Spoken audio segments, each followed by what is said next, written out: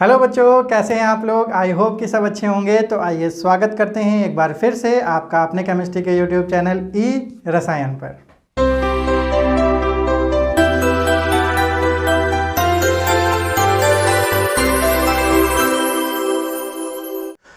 अपने last session में हम लोगों ने बात की थी केमिकल प्रॉपर्टीज ऑफ एल्केन्स की। तो उसी के कंटिन्यूएशन में बच्चों हम लोग बात करेंगे अपनी सेकेंड प्रॉपर्टीज ऑफ एल्केन्स, जो कि हमारा ऑक्सीडेशन ऑफ एल्केन्स। तो ऑक्सीडेशन ऑफ एल्केन्स, तो ऑक्सीडेशन ऑफ एल्केन बच्चों क्या होता है, दो टाइप का होता है। एक होता है हमारा अनकंट्रोल्ड ऑक्सीडेशन। सेकेंड टाइप का बच्चों होता है हमारा कंट्रोल्ड ऑक्सीडेशन।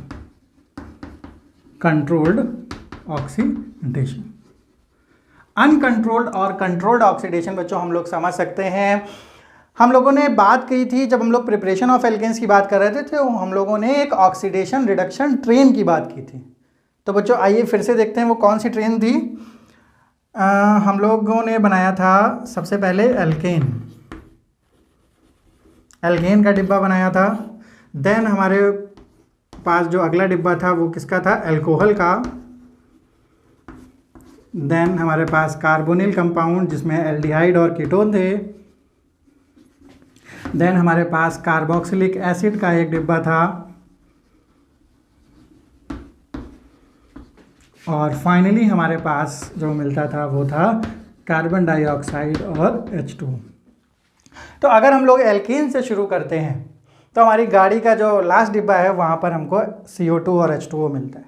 तो इस ऑक्सीडेशन रिडक्शन ट्रेन में जब हम लोग राइट हैंड साइड जब हम लोग बढ़ते हैं तो हमको करना पड़ता था ऑक्सीडेशन, और जब हम लोग यहाँ से यहाँ इधर तरफ यानी बैकवर्ड डायरेक्शन में बढ़ते हैं तो हमको करना पड़ता है रिडक्शन। ये बात हम लोग पहले भी कर चुके हैं।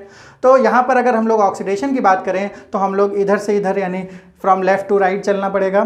तो एल्केन से हमको एल्कोहल मिलेगा, एल्डिहाइड मिलेगा, कार्बोक्सिलिक एसिड मिलेगा और कार्बन डाइऑक्साइड प्लस H2O मिलेगा अगर हम लोग इसका ऑक्सीडेशन करते हैं। तो यहाँ पर बच्चों दो टाइप के ऑक्सीडेशन हैं, अनकंट्रोल्ड ऑक्सीडेशन और कंट्रोल्ड ऑक्सीडेशन। तो यहाँ से यहाँ पहुँचने में बच्चों बहुत ही कंट्रोल्ड मैनर में हमको ऑक्सीडेशन करना पड़ता है। ऑक्सीडेशन होता क्या है बच्चों, ऑक्सीजन की सप्लाई कर सकते हैं या फिर हम लोग क्या कर सकते हैं, गेन ऑफ ऑक्सीजन होता है या फिर लॉस ऑफ इलेक्ट्रॉन या फिर हाइड्रोजन, यानी इन तीनों कंडीशन में हम लोग उसको बोलते हैं ऑक्सीडेशन।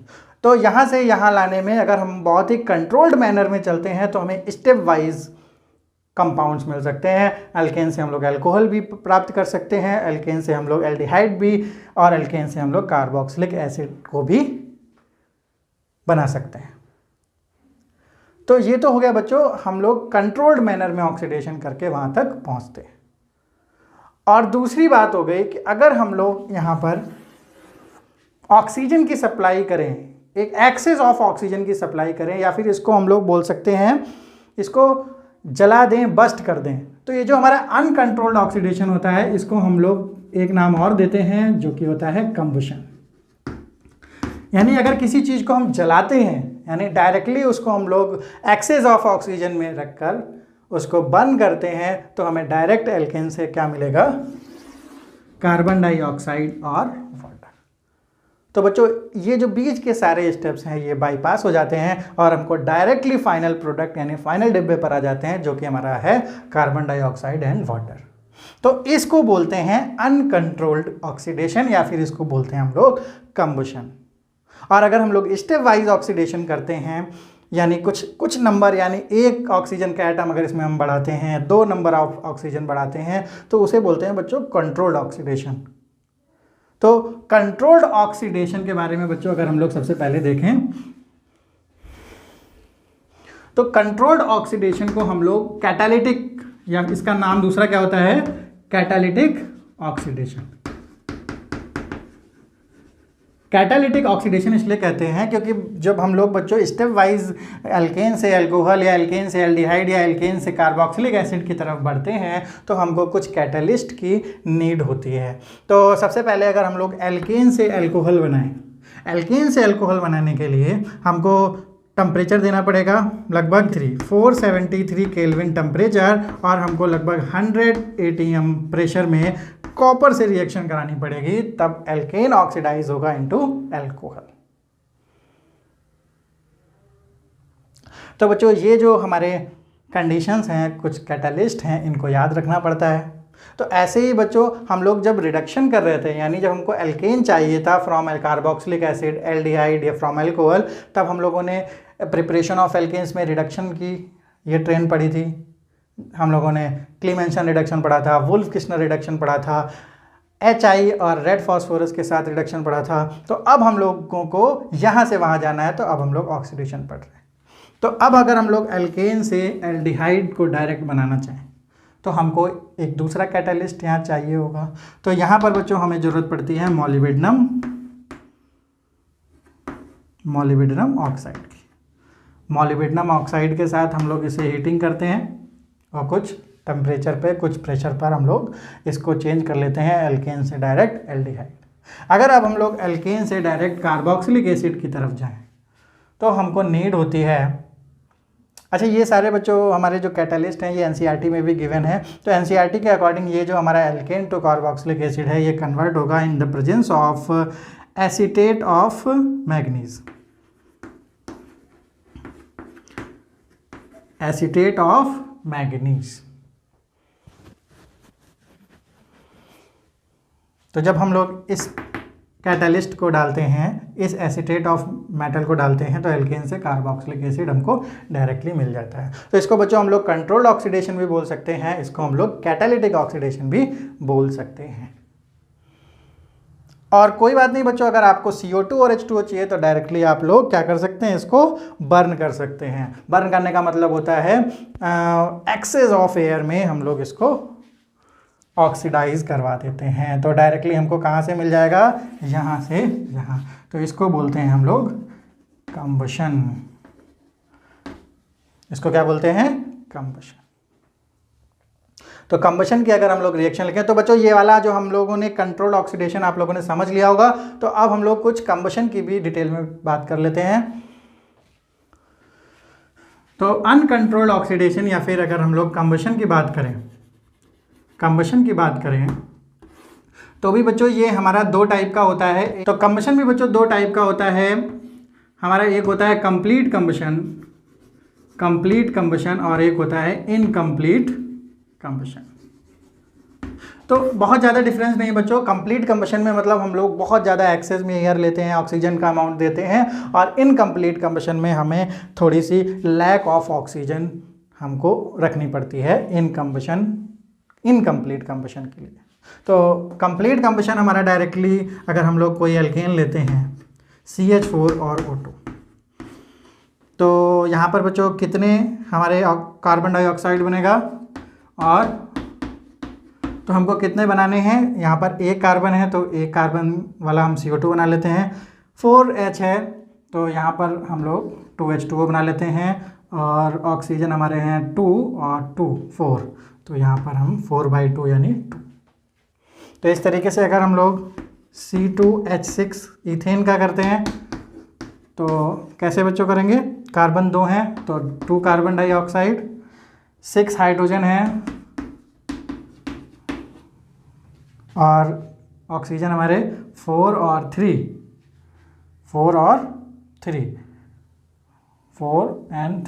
तो हमारे हो गए 7/2। इस तरीके से C3H8 का बनाते हैं तो हमारे पास आएगा 3CO2 प्लस 8 है तो 4H2O, ऑक्सीजन कितने हुए हैं 4 और 6 और 4 10 यानी 5।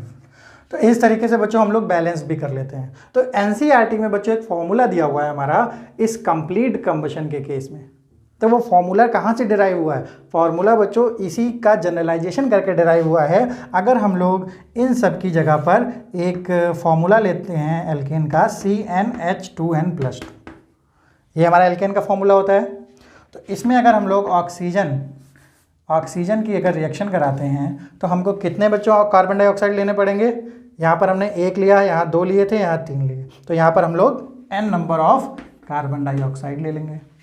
फिर हम लोगों ने वाटर के कितने मॉलिक्यूल लिए थे, जितने मॉलिक्यूल हमारे हाइड्रोजन एटम के थे उससे आधे, यहाँ 4 थे तो 2 लिए थे, 6 थे तो 3 लिए, 8 थे तो 4 लिया। तो यहाँ पर बच्चों हमारे हाइड्रोजन कितने हैं, 2n+2, 2n+2। तो इसका हाफ करेंगे तो क्या आ जाएगा, n+1।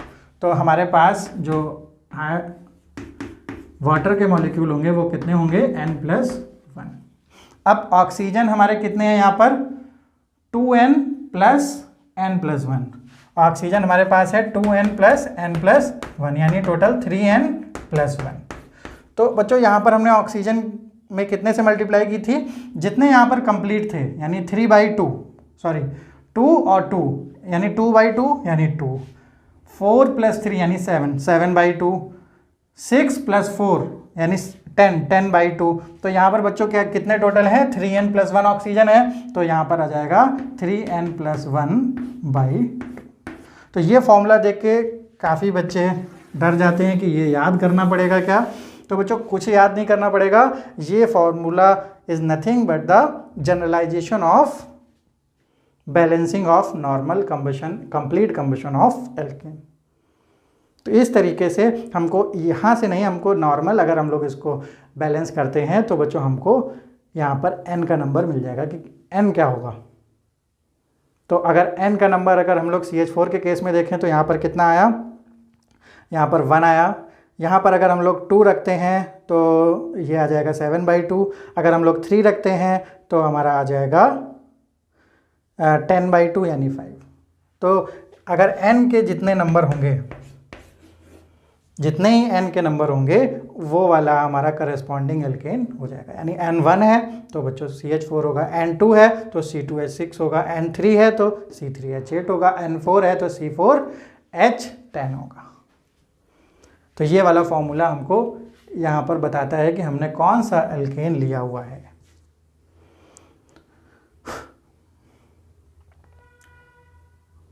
तो ये हो गया बच्चों हमारा कंप्लीट कंबशन। अब हम लोग बात करते हैं इनकम्प्लीट कंबशन की। तो इनकम्प्लीट कंबशन में बच्चों सेम प्रोसेस है, हम कोई भी एल्केन को किसी ऑक्सीजन के साथ रिएक्ट कराते हैं तो हमको बच्चों मिलता है यहाँ पर कार्बन सॉलिड फॉर्म में और प्लस H2। तो बस हमारे यहाँ पर जो CO2 मिल रहा था उसकी जगह में कार्बन मिलता है, तो इसको बोलते हैं कार्बन ब्लैक, कार्बन ब्लैक। तो ये जो होता है कार्बन ब्लैक, ये बहुत ही हमारा प्योर फॉर्म ऑफ कार्बन होता है। तो इसका यूज़ बच्चों हम लोग करते हैं, जैसे कहीं पर हमें ब्लैक कलर का पिगमेंट चाहिए तो वहाँ यूज़ करते हैं। इंक ब्लैक इंक चाहिए होती है तो हम इसका यूज़ करते हैं। ब्लैक पेंट चाहिए होता है तब भी हम इसका यूज़ करते हैं। और घरों में जब काजल बनाया जाता है तो भी बच्चों इसी प्रोसेस से बनाया जाता है। अगर कोई दिया जल रहा है या कोई, पहले बच्चों लैंप होती थी हमारे पास, जब इतनी ज़्यादा सप्लाई ऑफ इलेक्ट्रिसिटी नहीं थी घरों में 24/7, तब कुछ लैंप जैसे हमारे पास इक्विपमेंट होते थे, तो वहाँ पर अगर इतनी ज़्यादा सप्लाई ऑफ ऑक्सीजन नहीं मिल पाती थी तो बच्चों क्या होता था, जो बच्चों हमारी फ्लेम होती है वो फ्लेम के ऊपर कुछ ब्लैक कलर के पार्टिकल दिखाई पड़ते हैं। तो वो क्यों आते हैं, वो इसलिए होते हैं कि हमें ऑक्सीजन की जो सप्लाई है वो बहुत अमाउंट में, जो ऑक्सीजन की सप्लाई है वो एडिक्वेट अमाउंट में प्रेजेंट नहीं है। अक्सर बच्चों आप लोग अगर मोमबत्ती जलाएं और अपने घर की जो LPG गैस को जलाएं तो उन दोनों की फ्लेम में आप लोग डिफरेंस देख सकते हैं। तो जो मोमबत्ती है वहाँ पर हमें पूरी की पूरी जो फ्लेम होती है वो येलो कलर की दिखती है और उसमें ब्लैक कलर के पार्टिकल भी दिखाई पड़ते हैं, वो ब्लैक कलर के पार्टिकल यही वाले होते हैं। तो वहाँ पर इनकम्प्लीट कंबशन होता है, और जबकि ब्यूटेन और LPG के केस में कंप्लीट कंबशन होता है और वहाँ पर फ्लेम पूरी क्लियर फ्लेम दिखाई पड़ती है आपको।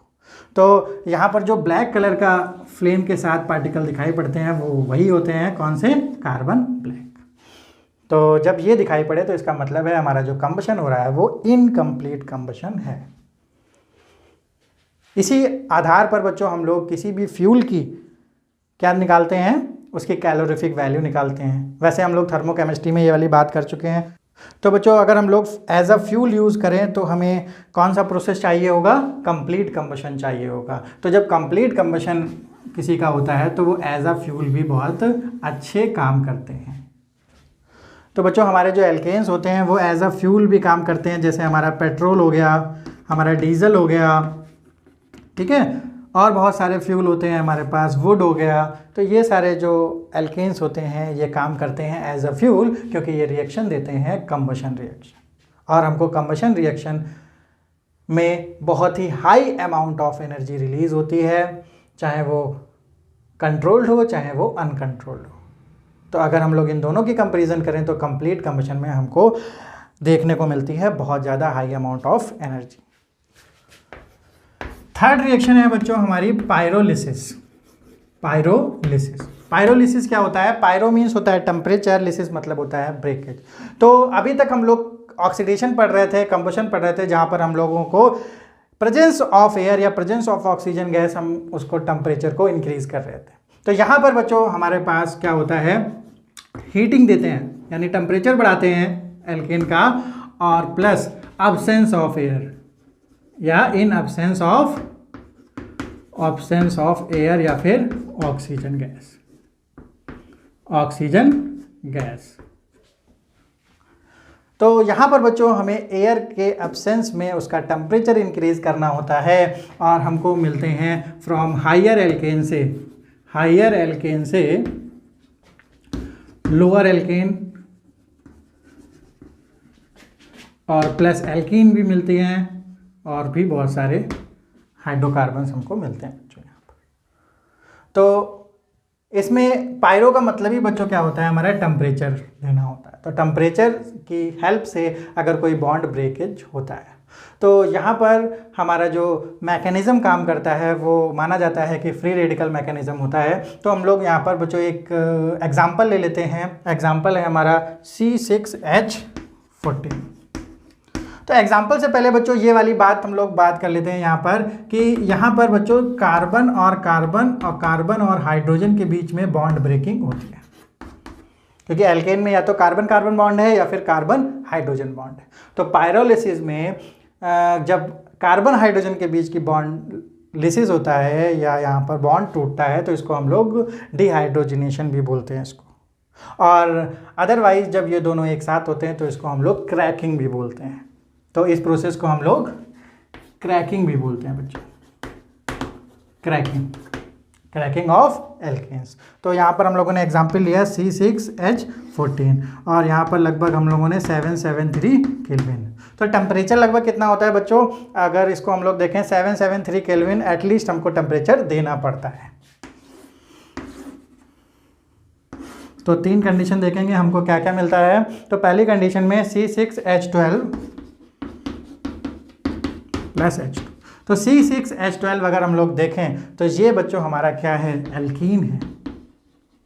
तो एल्कीन के केस में यहाँ पर क्या हुआ होगा, यहाँ पर C और H का बॉन्ड टूटा है केवल, क्योंकि C और C के बीच में बॉन्ड यहाँ पर नहीं टूटा, तो इसका मतलब है ये वाली जो ब्रेकिंग हुई होगी यहाँ पर। तो जब CH का बॉन्ड केवल टूटता है तो बच्चों हमारा एल्केन न बन के क्या बनता है, एल्कीन। अब हम लोग देखते हैं कि दूसरे कंडीशन में क्या क्या हमें मिल सकता है। तो दूसरी कंडीशन में यहाँ पर बच्चों C4H8 और C2H6। तो C2H6 हमारा बच्चों क्या है, इथेन है, यानी ये क्या है, एक एल्केन है। तो एल्केन का मतलब है यहाँ पर बच्चों C और C के बीच की बॉन्डिंग भी ब्रेक हुई होगी। तो यहाँ पर बच्चों हमारे पास एल्केन के साथ साथ एल्केन भी मिल जाती हैं। तो यानी इस कंडीशन में जो हमारी क्रैकिंग कंडीशन है उसमें दोनों कंडीशन पॉसिबल हैं, यानी C और H बॉन्ड दोनों का ब्रेकेज होता है। और इस केस में, पहली केस में क्या केवल और केवल क्या हुआ है, डिहाइड्रोजनेशन हुआ है, और केवल बच्चों H2 गैस यहाँ पर निकली हुई है। तो 2 तरीके से हम पायरोलिसिस को समझ सकते हैं, एक हमारा केवल और केवल डिहाइड्रोजनेशन होता है, और दूसरी कंडीशन में ये दोनों चीज़ें एक साथ हो सकती हैं। तो तीसरी कंडीशन में हम लोग देखते हैं, ये हमारा एल्कीन मिला हुआ है, और ये भी हमारा एल्कीन है, और ये हमारा क्या है, एल्केन। तो देखा बच्चों कि C और C बॉन्ड, यहाँ पर C और H दोनों का ब्रेकेज हुआ है, और यहाँ पर केवल CH बॉन्ड का ब्रेकेज हुआ है। तो ये सारी कंडीशनें हमारी आती हैं क्रैकिंग या फिर डिहाइड्रोजनेशन, जो कि हम लोग कंबाइनली बोलते हैं पायरोलिसिस। तो यहाँ पर बच्चों हमको ध्यान रखना है कि पायरोलिसिस में अब्सेंस ऑफ एयर होती है, टेम्परेचर इंक्रीज होता है, एटलीस्ट 773 केल्विन से स्टार्ट होकर हायर भी टेम्परेचर जा सकता है, और हमको हायर एल्केन से लोअर एल्केन और करस्पॉन्डिंग एल्कीन मिलते हैं। तो इस प्रोसेस को कहते हैं पायरोलिसिस। नेक्स्ट प्रोसेस है हमारा आइसोमराइजेशन। आइसोमराइजेशन ऑफ एल्केन्स, ये बच्चों हमारी नेक्स्ट केमिकल प्रॉपर्टीज है एल्केन्स की। तो आइसोमराइजेशन आप लोग जानते हो कि आइसोमराइजेशन क्या होता है, आइसोमर्स क्या होते हैं। अगर हम लोग यहाँ पर एन हेक्सेन लेते हैं, CH3 CH2 CH2 CH2 और CH2 CH3, तो ये हमारा क्या है, एन हेक्सेन। तो इसके अगर हम लोग आइसोमर्स बनाना चाहें देखें तो बहुत सारे आइसोमर्स इसके बन सकते हैं। ये एक सी हट के बच्चों इनके बीच में कहीं पर अटैच हो सकता है, ब्रांचिंग हो सकती है, नियो पोजीशन है, आइसो पोजीशन है, तो ये सारी पोजीशंस हमें अलग अलग इसके आइसोमर्स मिल सकते हैं। तो कौन सी रिएक्शन है जिससे कि ये जो हमारी एल्केन है इसमें ब्रांचिंग बढ़ सकती है, क्या क्या बन सकते हैं। अगर हम लोग इस तरीके से बना दें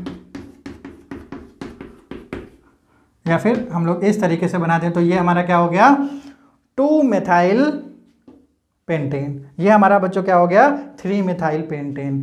तो ये हमारा एन हेक्सेन है। तो ये दोनों जो ब्रांचिंग हुई हैं तो इसके लिए हमको यहाँ पर यूज़ करना पड़ता है AlCl3 और साथ में HCl, और टेम्परेचर देना पड़ता है हमको हायर। तो ये वाली अगर कंडीशन में अगर हम लोग किसी नॉर्मल एल्केन को रखें तो उसकी जो ब्रांचिंग होती है वो इंक्रीज हो जाती है। इसी को हम लोग बोलते हैं isomerization of alkanes. Isomerization of alkanes simple reaction है बच्चों, इससे ज़्यादा इसमें हमसे एग्जाम में नहीं पूछा जाता। तो अब हम लोग चलते हैं अपनी नेक्स्ट रिएक्शन जो कि है aromatization of alkanes. Aromatization of alkanes, तो यहाँ पर भी अगर हम लोग एन हेक्सेन ले लेते हैं बच्चों, लेकिन हमको ध्यान रखना है कि हम लोग जो भी हेक्सेन ले रहे हैं उसके जो कार्बन एटम हैं उनका जो नंबर है वो 6 होना चाहिए या फिर मोर देन 6। यानी हम लोग 6 की चैन ले सकते हैं, 7 की ले सकते हैं, 8 की ले सकते हैं, क्योंकि बच्चों यहाँ पर एरोमेटिक जो हमारा सब्सटेंस बनने वाला है उसकी मिनिमम जो चैन है वो 6 कार्बन की होगी। तो यहाँ पर बच्चों हमारे पास जो बनता है वो हमारा मिलता है बेंजीन, यानी हमारी ओपन चैन थी और यहाँ पर हमको मतलब मिला एरोमेटिक कंपाउंड जिसका नाम है बेंजीन। तो इसको अगर हम लोग ऐसे लिखते हैं तो बच्चों आपको ज़्यादा समझ में आएगा।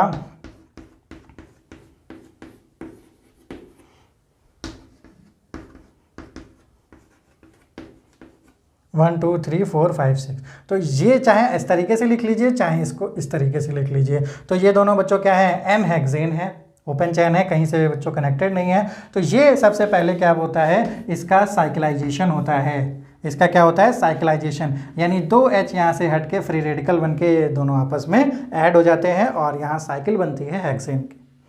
तो अब हमारा ये क्या होता है, CH2 पूरा 6 कार्बन के साथ हमारी साइकिल बन जाती है, इसे बोलते हैं साइक्लोहेक्सेन। तो साइक्लोहेक्सेन में 3 हाइड्रोजन एटम, यानी जो यहाँ से एक H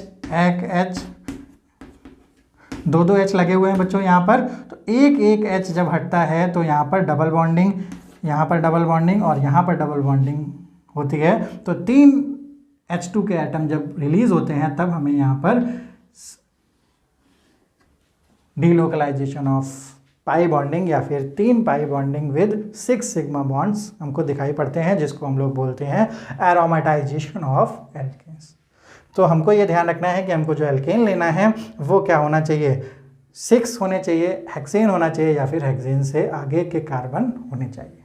तो यहाँ पर बच्चों हम लोग कौन सा रिएजेंट यूज़ करते हैं जिससे हमको ये एरोमेटाइजेशन देखने को मिलती है।